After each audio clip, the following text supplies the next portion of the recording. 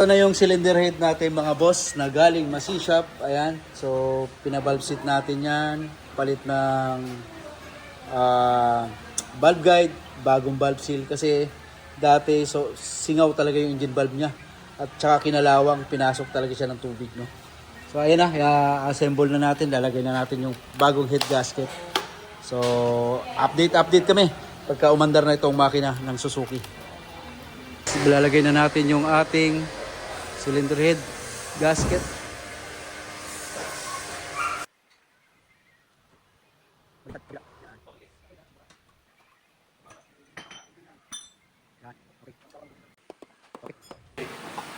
Okay. Lagay nyo na yung mga head bolt.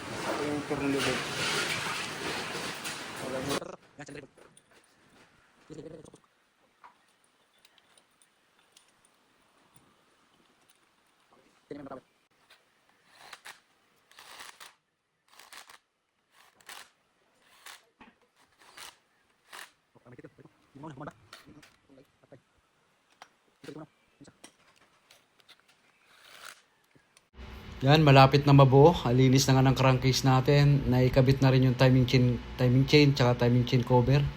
So crankcase na lang ang kulang nito mga boss.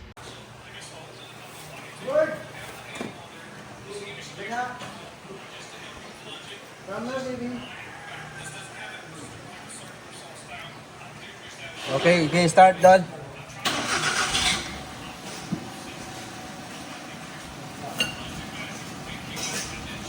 Wala tayong imbudo, no?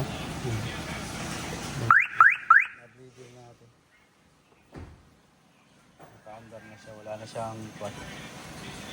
siyang bulwak-bulwak.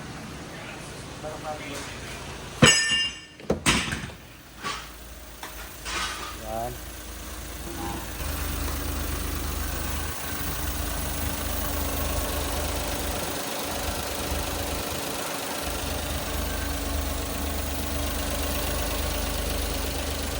Tayo na yung wheel silding. Maganda pa to, full tank oh. Sana all. Sasakyan ko, hindi na ma-full tank doon. Diesel. Automatic na. Hindi na nagbubula doon. Wala nang bula. Ayan. Okay na. Lagay mo na yung kuwan sa reserva. Takpan mo na para may road test na yun.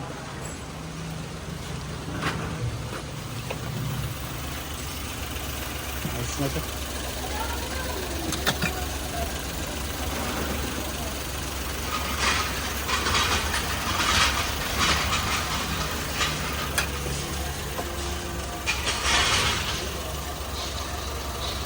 Ayos.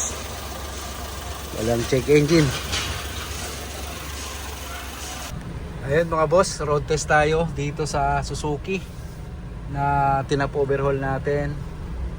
Ayan, so may temperature na siyang nilagay rito. Ayan, sa gilid. So kanina pa kami nag-iikot-ikot. Naka-aircon pa kami. Ayan, na-observe namin, okay naman ah. Wala nang bula or bulwak yung ating Suzuki. Goods na mga bossing. So niro-road test lang namin ni Kalyape. Alright.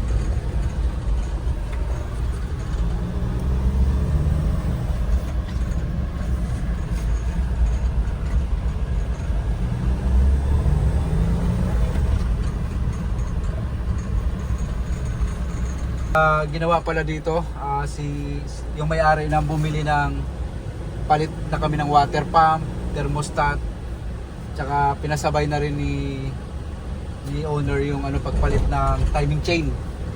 Yan, tapos mga gasket. So sila na lahat nag-provide ng parts, no, dito sa ating Suzuki. Alright mga bossing. So tapos na yung problem natin sa pag-overheat nitong Suzuki. Okay.